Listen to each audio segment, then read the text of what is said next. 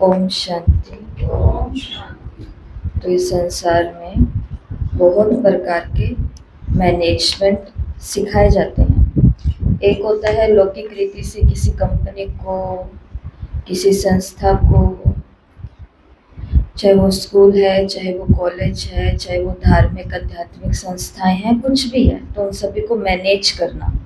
जिस hotel management course होते हैं, किसी होटल को, मैरिज, किसी विवाह के अवसर को, तो हर प्रकार के मैनेजमेंट इस दुनिया में होती है। जिस मैनेजमेंट के कारण बहुत सारे काम सहज हो जाते हैं, बिना संकल्पों को वेस्ट किए, बिना आपस में टकराव में आए। ये होते हैं बाहर के मैनेजमेंट। दूसरे प्रकार के मैनेजमेंट होते हैं आज के चीज़ों को देखते हुए, जैसे तनाव का मैनेजमेंट, स्ट्रेस मैनेजमेंट कोर्स होते हैं, अलग अलग प्रकार के। शिव बाबा ने आज की मुरली में एक और कोर्स की बात करी है, जो भी लौकिक दुनिया में भी कराया जाता है और बाबा के घरों पर भी, सभी सेंटर्स पर, मधुबन में रिट्रीट सेंटर, सभी जगह करवाया जाता है। जो कोर्स बहुत बहुत बहुत इम्पोर्टेंट है। बाबा ने मुरली के अंदर बोला टाइम मैनेजमेंट, कि अपना क्या मुकर्रर कर दो, हर एक चीज़ के लिए अपना टाइम फिक्स करो। योग के लिए टाइम फिक्स होना चाहिए, मुरली के लिए टाइम फिक्स होना चाहिए, चार्ट के लिए टाइम। मुरली में बाबा ने जिक्र तो केवल चार्ट का किया है कि रोज की दिनचर्या के अंदर रात का कोई एक टाइम फिक्स कर लो, जिस समय बैठ करके पूरे दिन का चार्ट निकालोगे, पोता मेल देखोगे कि आज टाइम वेस्ट कहाँ हुआ, आज टाइम सफल कहाँ हुआ, दोनों बातों का। आज सच क्या बोला, आज झूठ क्या बोला, आज पुण्य क्या किया, आज पाप क्या किया, आज बाबा को कितना याद किया और संसार के लोगों को कितना याद किया, आज आत्मा की स्थिति में कितने रहे और सारा दिन शरीर के भान में कितना रहे। इसको बोलते हैं पोता मेल, इसको बोलते हैं चार्ट, इसको बोलते हैं अपना खाता रखना, जिसके अंदर जमा पक्ष भी होगा और जिसके अंदर नाम पक्ष भी होगा, क्रेडिट भी और डेबिट भी। तो बाबा ने कहा इससे क्या हो जाएगा, अगले दिन फिर जब अमृत वेला आएगा, अमृत वेले के अंदर हमको ताकत मिलेगी इस चीज की कि अपने सभी संकल्पों को हम लॉकअप में बंद कर दें और अब प्यारे बाबा की याद में बैठे।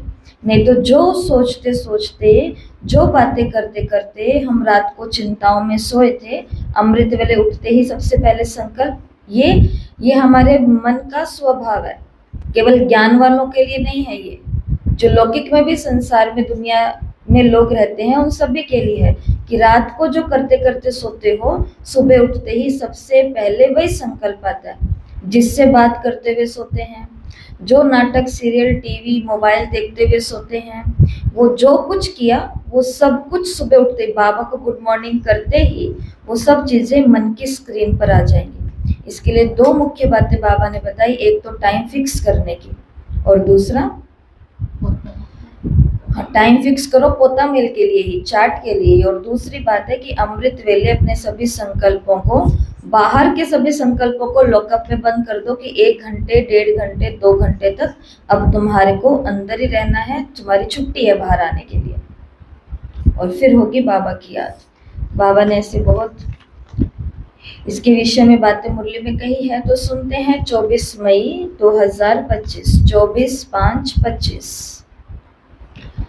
मीठे बच्चे, अमृत वेले अपने दूसरे सब संकल्पों को, अमृत वेले अपने दूसरे सब संकल्प, यहाँ बाबा ने वेस्ट संकल्प नहीं कहा, नेगेटिव भी नहीं कहा, बाबा की याद के अलावा दूसरे जो सभी संकल्प हैं उन सभी को लॉकअप कर एक बाप को प्यार से याद करो, बाप से मीठी मीठी रूरिहान करो, बातें करो। प्रश्न, तुम बच्चों की हर बात में अर्थ है, अर्थ सहित शब्द कौन बोल सकता है? उत्तर, जो देही अभिमानी है वो हर बोल अर्थ सहित बोल सकता है। बाप तुम्हें संगम पर जो भी सिखलाते हैं वो अर्थ सहित है। देह अभिमान में आकर मनुष्य जो कुछ बोलते हैं वो सब अर्थ के बिना अनर्थ है। उससे कोई फल नहीं निकलता, फायदा नहीं होता। गीत नयनहीन को राह दिखाओ प्रभु। ओम शांति। ये सब गीत आदि भक्ति मार्ग के हैं। तुम्हारे लिए गीतों की दरकार नहीं, कोई तकलीफ की बात नहीं है। भक्ति मार्ग में तो तकलीफ बहुत है। कितनी रस्म रिवाज चलती है, ब्राह्मण खिलाना, ये करना, तीर्थ आदि पर बहुत कुछ करना होता है। यहाँ आकर के तुमको सब तकलीफों से छुड़ा दिया जाता है कोई तकलीफ सेवा केंद्रों पर? ये करना ही है, ऐसे बैठना ही है, ऐसे लाना ही है, ऐसे बजाना ही है, ऐसा कुछ है? कुछ भी नहीं है। हम अपने मन मर्जी के मालिक हैं। बाबा की मुरली का ज्ञान का जितना चिंतन होगा उतना हम अच्छे से कुछ कर पाएंगे, नहीं तो बाहर की कोई भी तकलीफें बाबा ने नहीं दी है। कितनी तकलीफों से तुमको छुड़ा देते हैं, इसमें तो कुछ भी करना नहीं है। यहाँ तक कि मुख से शिव शिव भी नहीं बोलना है। ये कायदे मुजीब नहीं, इससे कोई फल नहीं मिलेगा। बाप कहते हैं ये अंदर में समझना है, मैं आत्मा हूँ। बाप ने कहा है हमको याद करो, अंतर्मुखी हो, बाप को याद करना है। तो बाप प्रतिज्ञा करते हैं तुम्हारे पाप भस्म हो जाएंगे। ये है योग अग्नि, जिससे तुम्हारे विकर्म विनाश हो जाएंगे, फिर तुम वापिस चले जाएंगे। हिस्ट्री रिपीट होती है। ये सब अपने साथ बातें करने की युक्तियां हैं। अपने साथ रूरिहान करते रहो। बाप कहते हैं मैं कल्प कल्प तुमको ये युक्तियां बतलाता हूँ। ये भी जानते हैं धीरे धीरे ये झाड़ वृद्धि को पाएगा। माया का तूफान भी इस समय है, जबकि मैं आकर के तुम बच्चों को माया के बंधन से छुड़ाता हूँ। सतयुग में कोई बंधन नहीं होता। ये पुरुषोत्तम युग भी तुमको अर्थ सहित बुद्धि में है। यहाँ हर बात अर्थ सहित है। देह अभिमानी जो भी बात करेंगे सो अनर्थ, और देही अभिमानी जो बात करेंगे वो सब अर्थ सहित होगा। उनसे फल निकलेगा सब भक्ति मार्ग में। अब भक्ति मार्ग में कितनी डिफिकल्टी होती है। समझते हैं तीर्थ यात्रा करना, ये करना, ये सब है भगवान के पास पहुंचने के रास्ते। परंतु बच्चों ने अब समझा है कि वापस कोई एक भी जा नहीं सकता। पहले नंबर में जो विश्व के मालिक लक्ष्मी नारायण थे, उनके ही 84 जन्म बता देते हैं, तो फिर तुम कैसे छूट सकते हो? सब चक्र में आते हैं तो कृष्ण के लिए कैसे कहेंगे कि वो सदा कायम ही है? हाँ, कृष्ण का नाम रूप तो चला गया, बाकी आत्मा तो है ही, किस न किस रूप में। ये सब बातें बच्चों को बाप ने आकर समझाई है। ये पढ़ाई है, स्टूडेंट लाइफ में ध्यान देना है। स्टूडेंट लाइफ होती है तो और बातों में ध्यान देने की कोई आवश्यकता नहीं है। लेकिन क्योंकि बाबा को पता है हम सभी कौन से स्टूडेंट हैं, जो पूरे लौकिक दुनिया के अंदर हर एक विकार के अंदर रह करके फिर बाबा के बनते हैं, इसके लिए बाबा बार बार ये स्मृति दिलाते हैं। बाप, टीचर और सतगुरु। अमृत वेले शिव बाबा को किस रूप में याद करो? पिता के रूप में, बाबा के रूप में, कि उनकी शांति मेरी शांति है, उनका सुख मेरा सुख है, उनके खजाने मेरे खजाने हैं, उनका ज्ञान मेरा ज्ञान है। और उसके बाद में स्नान आदि साफ सुथरे होकर के कौन से स्मृति में रहो? Godly student. हाँ, टीचर की पढ़ाई और पूरा दिन उस पढ़ाई के ऊपर फिर अटेंशन। इसलिए बाबा ने याद दिलवाया कि स्टूडेंट लाइफ में ध्यान देना है। रोजाना टाइम मुकर्रर कर दो अपना चार्ट लिखने का। व्यापारी लोग तो बहुत बंधन में रहते हैं, नौकरी करने वालों को बंधन नहीं है। नौकरी वालों को कोई बंधन नहीं है। क्यों? इतने घंटे की ड्यूटी पूरी हुई, रात होने से पहले घर पहुंच जाएंगे और अपना छुट्टी। लेकिन बाबा ने कहा जिनका बिजनेस है उनको तो रात दिन कभी भी फोन आ सकते हैं, कभी भी जाना पड़ सकता है, बहुत चिंताएं हैं।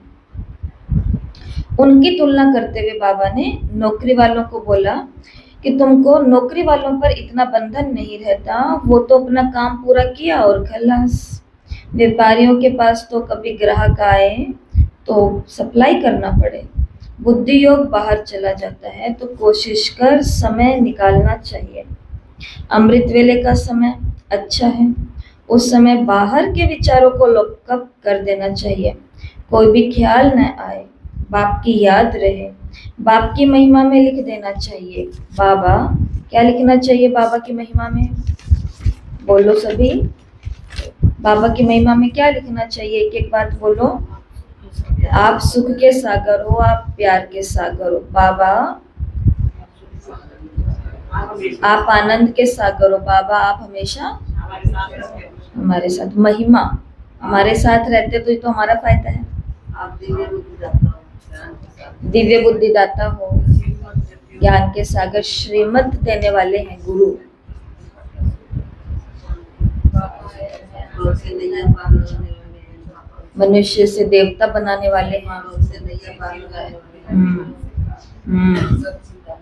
हम्म हम्म। तो बाबा ने कहा कि बाप की महिमा में लिख देना चाहिए कि बाप ज्ञान का सागर, पतित पावन है। बाबा हमको विश्व का मालिक बनाते हैं, उनकी श्रीमत पर चलना है। सबसे अच्छी मत मिलती है मन मना भव, दूसरा कोई बोल न सके।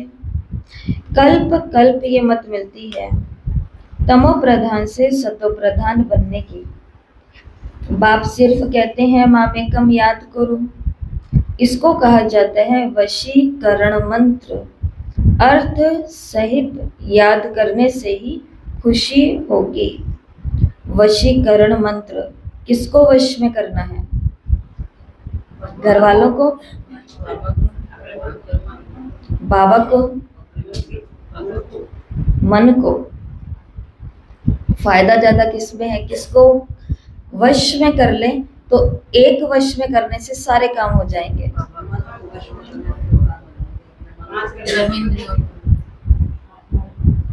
5 कर्मेंद्रियां हैं, 5 ज्ञानेंद्रियां हैं, 3 सूक्ष्म इंद्रियां हैं। इन सभी का मालिक बनना मतलब इन सभी के ऊपर आधिपत्य करना, इनको कंट्रोल कर लेना। इसलिए बाबा ने कहा कि वशीकरण मंत्र का अर्थ भी, वशीकरण मंत्र को भी तुम अर्थ सहित याद करते हो तो खुशी होती है। बाप कहते हैं याद अव्यभिचारी चाहिए। जैसे भक्ति में एक शिव की पूजा अव्यभिचारी है, फिर व्यभिचारी होने से अनेकों की भक्ति करते। पहले थी अद्वैत भक्ति, एक की भक्ति। ज्ञान भी उस एक का ही सुनना है। तुम बच्चे जिसकी भक्ति करते थे वो स्वयं तुम्हें समझा रहे हैं। मीठे मीठे बच्चे, अभी मैं आया हूँ। ये भक्ति कल्ट अभी पूरा हुआ। तुमने ही पहले पहले एक शिव बाबा का मंदिर बनाया, उस समय तुम अव्यभिचारी भक्त थे, इसलिए बहुत सुखी थे। फिर व्यभिचारी भक्त बनने से द्वैत में आ गए, तब थोड़ा दुख होता है। एक बाप तो सबको सुख देने वाला है। बाप कहते हैं मैं आकर तुम बच्चों को मंत्र देता हूँ, मंत्र भी एक का ही सुनो। यहाँ देहधारी की कोई बात नहीं है। यहाँ तुम आते ही हो, बाप दादा के पास शिव बाबा से ऊंच और कोई नहीं है। याद भी सब उसी को ही करते हैं। भारत ही स्वर्ग था, लक्ष्मी नारायण का राज्य था। उनको ऐसा किसने बताया जिसकी तुम फिर पूजा करते हो? किसी को भी पता नहीं महालक्ष्मी कौन है। महालक्ष्मी का आगे का जन्म कौन सा था? तुम बच्चे जानते हो, वो है जगदम्बा। तुम सब माताएं हो, वंदे मातरम। सारे जगत पर ही तुम अपना दाव जमाती हो। भारत माता कोई एक का नाम नहीं है। तुम सब शिव से शक्ति लेते हो, योग बल से। शक्ति लेने में माया इंटरफेयर करती है। किसी से 1 घंटे तक बात करो, बीच में माया आती है, नींद आ रही थी मेरे को, मेरा मूड नहीं हुआ उनसे बात करने का, मेरे को बात करनी नहीं आ रही थी, किसी ने सिखाया ही नहीं कि बात उनसे कैसे करनी है। ऐसे किसी भी प्रकार की माया इंटरफेयर करती है बीच में? नहीं करती है। लेकिन जब पिता परमात्मा की बात आती है याद करने की, तो उस समय प्रश्न उठता है कैसे याद करूं, मुझे तो याद करना ही नहीं आता। दूसरा, अभी नहीं, अभी थोड़ा सा मूड नहीं बन रहा है, थोड़ी देर के बाद में, या फिर टाइम देख करके 5 मिनट पीछे खड़ी है पूरा का पूरा, और उस 5 मिनट के अंदर जितनी बारी संकल्प चला उतनी बारी क्या हो गया, वो कहानी नहीं आती 2 प्रेमी प्रेमिकाओं की कि वो भाग रही है, उसको पता चला और वो भाग रही है, और बीच में इनका नमाज पढ़ने का किसी का पैगंबर थे ये मोहम्मद साहब, तो उनका वो पढ़ने का समय हो गया, नहीं नॉर्मल सी बात है वैसे किसी व्यक्ति की, तो उसको बहुत बुरा लगता है क्योंकि उस चद्दर जो थी जिसके ऊपर बैठ करके वो भगवान को अपने याद करते हैं, तो उस चद्दर के ऊपर से पैर रख करके वो भाग गई। वो उन्होंने पीछे से आवाज देख करके उसको बोला कि तुमको बिल्कुल भी दिखाई नहीं दिया, ऐसे कहाँ पर अंधे होकर के भाग रहे हो, देखो मैं क्या कर रहा हूँ और तुम किसके ऊपर से भागे हो। फिर वो तो सीधा एक ही बात बोलती है, सभी को पता है ना, कि तुमको ये पता भी कैसे चला कि मैं यहाँ से भागी हूँ, और तुमको ये भी कैसे पता चला कि भागने वाली एक स्त्री है, और तुमको ये भी कैसे पता चला कि तुम्हारी चद्दर के ऊपर गंदे पैर रख करके भागी है, जबकि तुम तो उसकी याद में थे। मैं मेरे प्रेमी की याद में भागी, मुझे तो ना चद्दर दिखी, ना पास में यहाँ पर बैठा कोई पुरुष दिखा, ना मैं कहाँ से निकली हूँ ये दिखा। ये वाला प्यार किसके लिए चाहिए होता है, भगवान के लिए चाहिए होता है। लेकिन माया क्या करती है, यहीं पर ही इंटरफेयर करती है। युद्ध में कोई अंगूरी लगाते हैं तो बहादुर होकर के लड़ना चाहिए, ऐसे नहीं कि कोई ने अंगूरी लगाई और फंस पड़ो वहीं पर ही। ये है ही माया की युद्ध, बाकी कोई कौरव और पांडवों की युद्ध नहीं है, उनकी तो आपस में युद्ध है। मनुष्य जब लड़ते हैं तो 1-2 गज जमीन के लिए गला भी काट देते हैं।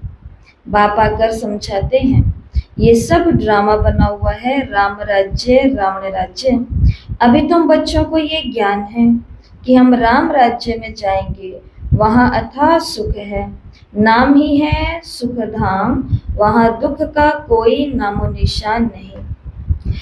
अब जबकि बाप आए हैं ऐसी राजाई देने, तो बच्चों को कितना डैश करना चाहिए क्या। अब जब बाप आए हैं इतनी राजाई देने, तो बच्चों को कितना डैश करना चाहिए, कितना याद करना चाहिए। अब जबकि बाप आए हैं इतनी राजाई देने, तो बच्चों को कितना डैश करना चाहिए, याद और गर्व करना चाहिए। अच्छा, और पुरुषार्थ, राजाई देने के लिए आए हैं तो उसको प्राप्त करने के लिए क्या करना पड़ेगा, बाबा की याद में बैठे रहो कोठरी के अंदर जाकर के, घर के सारे काम बंद, अब मैं बैठ गई हूँ तपस्या में, मिल जाएगी हमको सत्यों की बादशाही, प्रजा कहाँ से लाएंगे, वहां पे सोने के महलों में कहाँ से जाएंगे, क्योंकि वो हर चीज वहां की उपलब्ध हो हमें, उसके लिए हर चीज का यहाँ पर त्याग लगता है, मेहनत लगती है, पुरुषार्थ लगता है। लौकिक दुनिया में नहीं कहते कि हमारी खून पसीने की कमाई है, आपका घर तो बहुत सुंदर है, तो सामने वाले लोग क्या बोलेंगे फिर, जिनको कहा हमने, तो वो कहेंगे कि बस हमारी खून पसीने से देखो सींचा है हमने इसको। तो सतयुग की राजाई लेनी है तो बच्चों को कितना पुरुषार्थ करना चाहिए। घड़ी घड़ी कहता हूँ बच्चों, पुरुषार्थ लेने में आत्मा क्या हो जाती है, चलते चलते थक जाती है। तो घड़ी घड़ी बच्चों को कहता हूँ कि बच्चों थको मत, शिव बाबा को याद करते रहो, वो भी बिंदी है, हम आत्मा भी बिंदी है, यहाँ पाठ बजाने आए हैं और अब पाठ पूरा हुआ है। अब बाप कहते हैं मुझे याद करो तो विकर्म विनाश होंगे। विकर्म आत्मा पर ही चढ़ते हैं ना, शरीर तो यहाँ ही खत्म हो जाता है।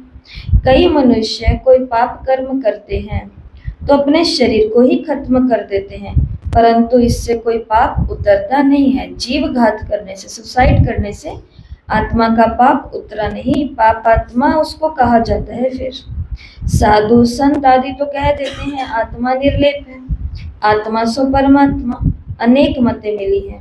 अभी तुमको एक श्रीमत मिलती है, बाप ने तुम्हें ज्ञान का तीसरा नेत्र दिया है, आत्मा ही सब कुछ जानती है। आगे ईश्वर के बारे में कुछ भी नहीं जानते थे। सृष्टि चक्र कैसे फिरता है, आत्मा कितनी छोटी है, पहले पहले आत्मा का रियलाइजेशन कराते हैं। आत्मा बहुत सूक्ष्म है, उनका साक्षात्कार होता है। वो सब है भक्ति मार्ग की बातें, ज्ञान की बातें बाप ही समझाते हैं। वो भी भ्रिकुटी के बीच में आकर के बैठते हैं, इनके बाजू में। ये भी झट समझ लेते हैं। ये सब नई बातें जो बाप भी बैठ करके समझाते हैं। ये पक्का याद कर लो, भूलो नहीं। कौन सी बात पक्की याद कर लो? कि ब्रह्मा के माध्यम से एक एक बात हमें समझाने वाला, इनकी भ्रिकुटी के बीच में बाजू में आकर के बैठने वाला, वो हमारा बाप ही हमें समझा रहा है। तो ये पक्का याद कर लो, भूलो नहीं। बाप को जितना याद करेंगे उतना विकर्म विनाश होंगे। विकर्म विनाश होने पर ही आधार है तुम्हारे भविष्य का। यहाँ जितने पाप काटेंगे उस आधार पर क्या मिलती जाएंगी हमें? प्रारब्ध। पुरुषार्थ के आधार से प्रारब्ध, त्याग और तपस्या, और इसके आधार पर क्या बनता है? भाग्य। त्याग, तपस्या, भाग्य। और बाबा ने ऐसा क्यों कहा कि ये पक्का याद कर लो, भूलो मत? कि मतलब मैं बाबा के बाजू में आकर के बैठा हूँ, ये पक्का याद कर लो, भूलो मत। ऐसा क्यों कहा?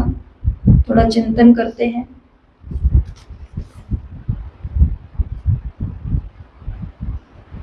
ऐसा क्यों कहा कि मैं ब्रह्मा की बाजू में आकर के बैठता हूँ भ्रिकुटी में? इस बात को पक्का याद कर लो, भूलो मत। ऐसा क्यों कहा?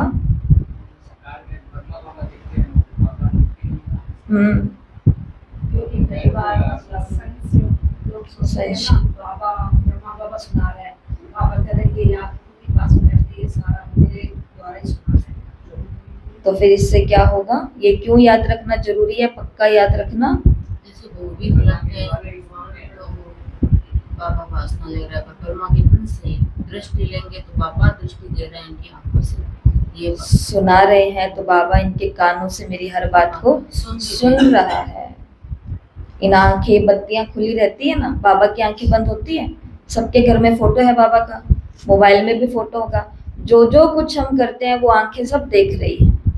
वैसे ये भक्ति मार्ग की बातें हैं, परंतु थोड़ा सा ये वाला भक्ति मार्ग भी दिमाग में रहे, जिससे हमारे कोई पापों से हम बच जाएं, तो उसमें कोई नुकसान तो नहीं है ना, उसमें भी फायदा। और ये रियल बातें हैं। बस बाबा खुद को छुड़ाने के लिए बात बोलते हैं कि कहीं ये ना सोचो कि भगवान देख रहा था फिर भी भगवान ने रोका नहीं, भगवान सुन रहा था फिर भी भगवान ने कुछ आगे से आकर के डंडा बजाया नहीं, कोई सिग्नल दिया नहीं।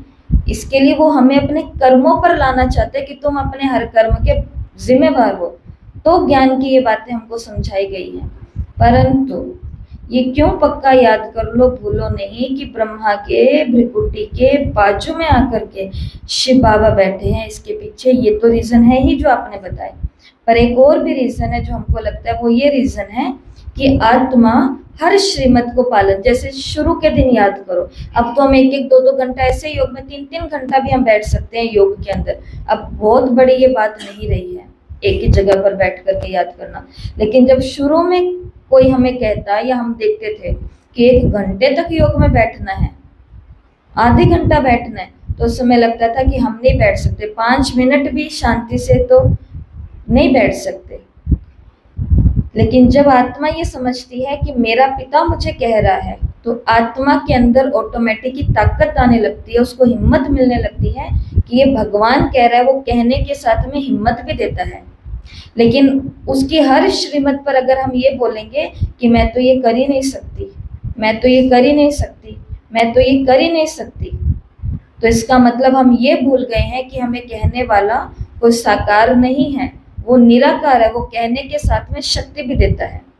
अगर वो कहता है तो उसके साथ में उसको पूरा करने की ताकत भी देता है। इसलिए ये पक्का याद कर लो। तुम बच्चों के साथ साथ भारत खंड भी सबसे सौभाग्यशाली है। इस जैसा सौभाग्यशाली और कोई खंड नहीं है। भारत क्यों सौभाग्यशाली है?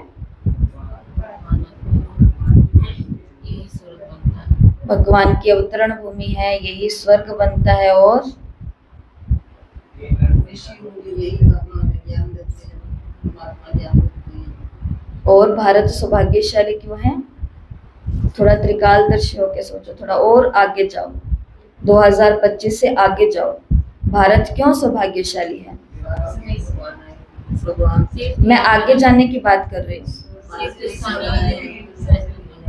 क्योंकि जब विनाश सब कुछ खत्म हो जाएगा तो भारत में जैसे परमात्मा अविनाशी है, जैसे आत्मा अविनाशी है, जैसे ड्रामा अविनाशी है, जैसे प्रकृति अविनाशी है, इन चारों चीजों के साथ में ये पांचवा भारत खंड जो है ये भी अविनाशी है। पूरी दुनिया के अंदर उथल पुथल मच जाएंगी, हाहाकार हो जाएगा, सब चीजें जलमयी हो जाएगा, परंतु भारत खंड बच जाएगा। और भारत खंड में भी कौन से स्थान?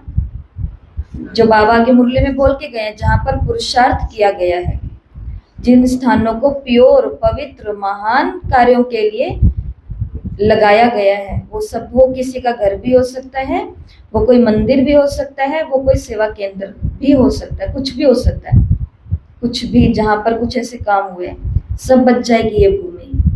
इसलिए बाबा ने तो अविनाशी है पांचवा ये भी, इसलिए भारत खंड सौभाग्यशाली है। यहाँ बाप आते हैं, ये हेवन बनता है जिसको गार्डन ऑफ अल्लाह कहते हैं। तुम जानते हो बाप फिर से भारत को फूलों का बगीचा बना रहे हैं। हम पढ़ते ही हैं वहां जाने के लिए, साक्षात्कार भी करते हैं, ये भी जानते हैं कि ये वही महाभारत लड़ाई है। फिर ऐसी लड़ाई कभी नहीं लगती है।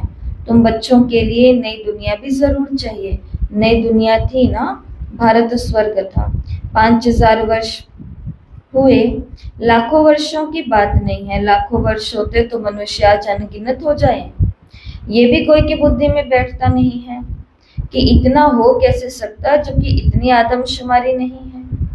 अभी तुम बच्चे समझते हो, आज से 5000 वर्ष पहले हम विश्व पर राज्य करते थे और कोई खंड नहीं थे, वो होते हैं बाद में।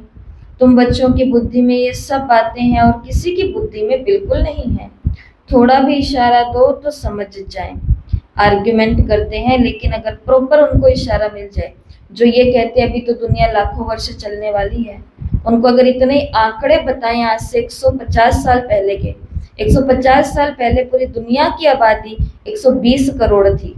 150 साल के बाद में अकेले भारत की आबादी 140 करोड़ है।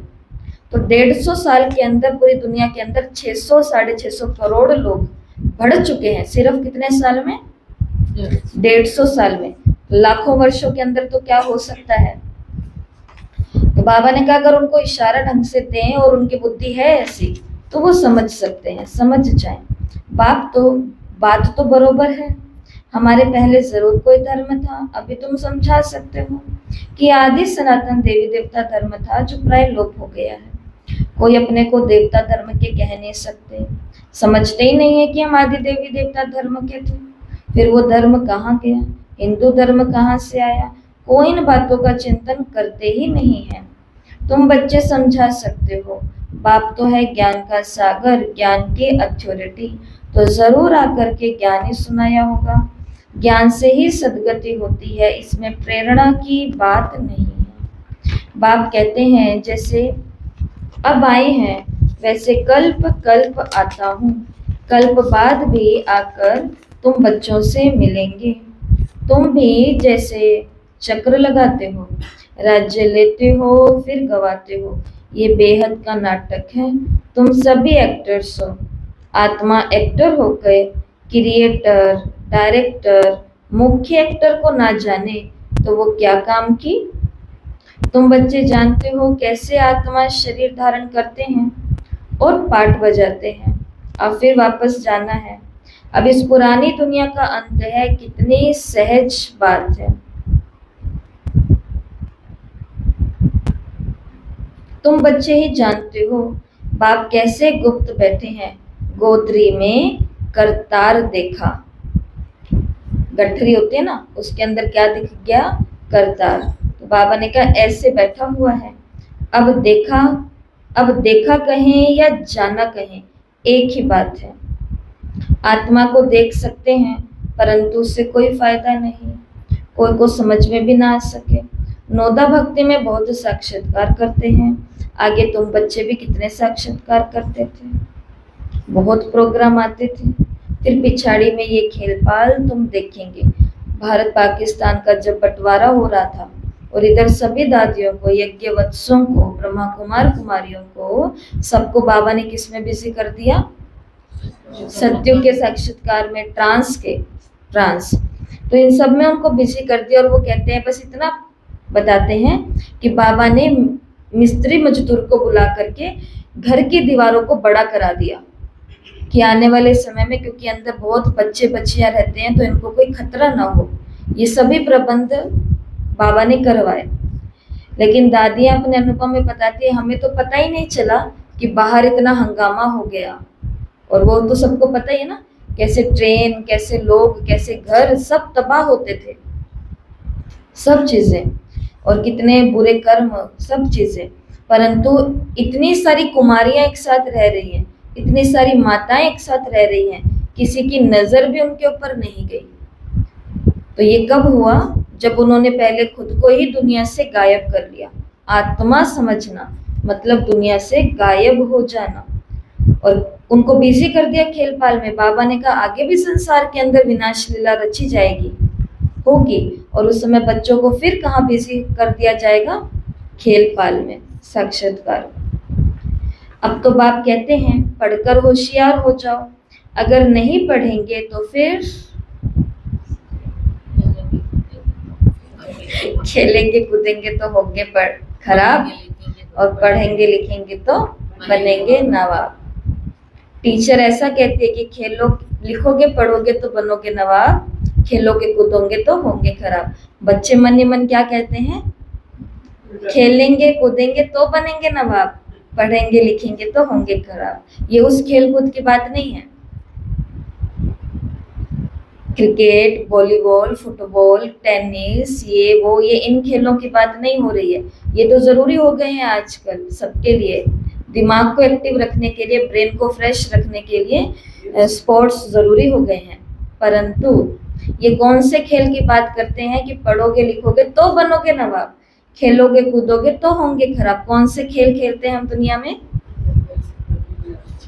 ये जो खेल है, इधर उधर का चिंतन करना, कहाँ क्या प्रोडक्ट चालू है, कहाँ बिक रहा है, कहाँ पर खरीद बेच हो रही है, ये हर चीज की जानकारी की जिज्ञासा अंदर रखना, यही है खेल। और इस खेल खेलते खेलते आत्मा को ये नहीं पता चलता, किसी दिन चिट्ठी कट गई तो खेल सारा का सारा, और पीछे वाले लोग बस ये कहेंगे इंसान तो भला ही था, अच्छा इंसान था, बस ये मिलेगा तोहफे में। बाबा ने जाने के बाद तो कौन किसको अच्छा नहीं कहता, सबको कहना ही पड़ता है, क्योंकि भूत प्रेत बन के फिर हमारे पास ही ना आ जाए तो छुट्टी भी तो देनी है कि भाई इंसान तो बहुत अच्छा था, चलो बहुत बढ़िया था, बहुत बढ़िया था। लेकिन उस आत्मा का क्या हुआ? बाबा ने मुरली के अंदर करवाई ना याद इस बात को, पाप किया, सुसाइड कर लिया, किसी का कुछ नहीं बिगड़ा, लेकिन उस आत्मा का क्या रहा? वो आत्मा आज कहाँ भटकती हैं, क्या करती हैं, किन तकलीफों के अंदर होती हैं, और उस आत्मा को कौन सा टाइटल दे दिया बाबा ने? पाप आत्मा, क्योंकि जीवन में पुण्य नहीं कर पाई। तो ऐसे नुकसान किसी का नहीं होता है, खुद का होता है। अगर पढ़ेंगे नहीं तो फिर जब रिजल्ट निकलेगी ना तो मुंह नीचे हो जाएगी। पेपर तो इन पेपरों से तो छूट सकते हैं, इसमें भी बड़ी चतुराई करते हैं आजकल पेपर देने वाले, अपने नाम का आगे का अक्षर खाली लिख करके छोड़ देते हैं, या फिर नाम ही नहीं लिखते, पहले क्वेश्चन देख लिया और फिर बाद में जाकर के शायद कर लिया। इन पेपरों से तो छूट जाएंगे, जो मुरली के पेपर हैं या ये हैं। आगे आने वाले पेपरों से बचेंगे जो इस पढ़ाई के ऊपर होंगे। इस पढ़ाई के ऊपर जो पेपर आएंगे, निश्चय के पेपर, नष्ट मोह के पेपर, मोह के पेपर, तो इनमें कैसे बचेंगे? इसके लिए ये तो हमारी तैयारी हो रही है उन पेपरों के लिए। अगर पढ़ेंगे नहीं ना तो फिर जब रिजल्ट निकलेगी तो मुंह नीचे हो जाएगा। और कल का पेपर अलग था, बहुत ही अलग था। कल का पेपर आपकी ब्रेन याद करवाने के लिए था कि मुरली की डेट, मुरली का टाइटल, ऊपर लिखी हुई थी, पेपर के ऊपर लिखी हुई थी। ये तो एक नंबर तो सबका फिक्स ही था, परंतु थोड़ा लेवल भी तो आगे लेके जाना चाहिए ना। बहुत अलग था, परसों के पेपर में क्या था? गलत गलत। सब गलत, सब सही। परसों से एक दिन पहले सब सही, परसों क्या था? सब गलत। और कल ना कोई प्रश्न उत्तर, ना कोई सही गलत, ना कुछ, सिर्फ मुरली। मुरली का टाइटल, हेडिंग क्या है? मुरली किस तारीख को है? मुरली ये वाली कहाँ चलाई गई है?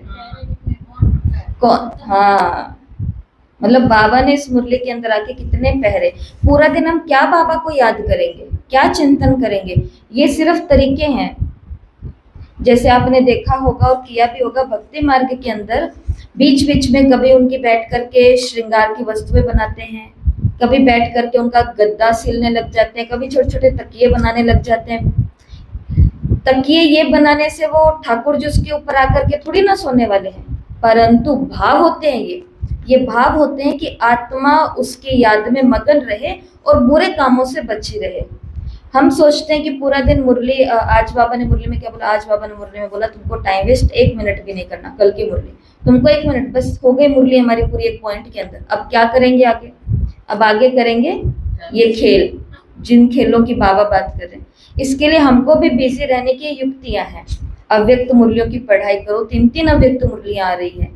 टेस्ट दो, टेस्ट के अंदर अब पता चल गया कि ऐसा भी, फिर बाद में जाकर के देखो कितने पहरे थे? 5 थे। जाकर के मुरली पर, राइट रॉन्ग आंसर पे जाके नहीं देखना, मुरली पर जाकर के देखना है कि कितने पहरे थे। मुरली पर जाकर के देखना है कि हेडिंग क्या थी। तो ये सब युक्तियां हैं बाबा की इस मुरली के साथ में टच में रहने की। बाकी तो सब ऐसे ही है, खेल ही चल रहा है और कुछ है नहीं वैसे, पर ये कनेक्शन में रहने के लिए, इसलिए बाबा ने बोला। और जब रिजल्ट आ जाएंगे, मुंह नीचे हो जाएगा, और तब समझेंगे कि हमने कितना समय वेस्ट कर दिया। जितना जितना बाप की याद में रहेंगे, याद के बल से पाप मिट जाएंगे। पाप मिटाने के तरीके हैं ये। जितना बाप की याद में रहेंगे उतना खुशी का पारा भी चढ़ेगा। मनुष्यों को तो पता ही नहीं है कि भगवान को याद क्यों किया जाता है। कहते भी हैं तुम माता पिता, परंतु अर्थ नहीं जानते। अभी तुम जानते हो, शिव के चित्र पर समझा सकते हो। ये ज्ञान का सागर, शिव बाबा का चित्र, ये ज्ञान का सागर पतित पावन है, उनको याद करना है। बच्चे जानते हैं वही बाप आया है सुख घनेरे का रास्ता बताने। ये पढ़ाई है, इसमें जो जितना पुरुषार्थ करेगा उतना ऊंच पद पाएगा। ये कोई साधु संत आदि नहीं है जिसकी कोई गद्दी चली आई है, ये तो शिव बाबा की गद्दी है।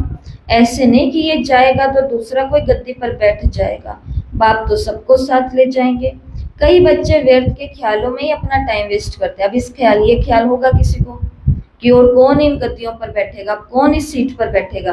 तो जो योग्य होगा वो बैठ जाएगा, जो समर्पण करेगा वो बैठ जाएगा, जो पुरुषार्थ करेगा वो बैठ जाएगा। बाबा ने कहा इन ख्यालों में भी टाइम वेस्ट करते हैं। सोचते हैं फिर खूब धन इकट्ठा कर लें, पुत्र पोत्रे खाएंगे, बाद में काम आएंगे, बैंक लॉकर में जमा करें, बाल बच्चे खाते रहेंगे। परंतु बाबा ने कहा किसी को भी गवर्नमेंट छोड़ेगी नहीं, गवर्नमेंट किसी को भी छोड़ेगी नहीं। इसलिए उसका जास्ती ख्याल ना कर अपने भविष्य कमाई में लग जाना चाहिए। अब बच्चों को पुरुषार्थ करना है, ऐसे नहीं कि ड्रामा में होगा तो करेंगे।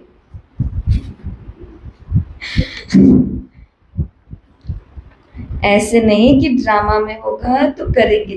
पुरुषार्थ बिगड़ तो खाना भी नहीं मिलता है। आज सिर्फ ये बोलना कि ड्रामा में होगा तो रोटी मिल जाएगी, और घर वालों को भी जाके बोलना अपनी तकदीर में लिखा हुआ होगा तो आज गर्मा गर्म फुलके और सब्जी तैयार रहेगी, और सभी बैठ जाना। देखते हैं फिर क्या होता है। कुछ नहीं होता।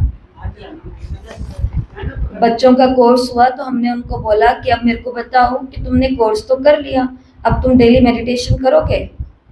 तो उन्होंने बोला एक दूसरे को देख करके, दोनों तीनों ने दीदी कोशिश करेंगे। तो मैंने बोला कि अच्छा ठीक है। फिर बीच में 1-2 बातें करके उनको भुला दिया कि मैंने क्या पूछा। फिर मैंने अचानक ही उनसे पूछा, मैंने बोला कि और खाना रोज खाओगे? कहते हाँ दीदी खाना तो रोज ही खाना है। और बोल करके चुप हो गए क्योंकि उनको बात याद आ गई योग वाली।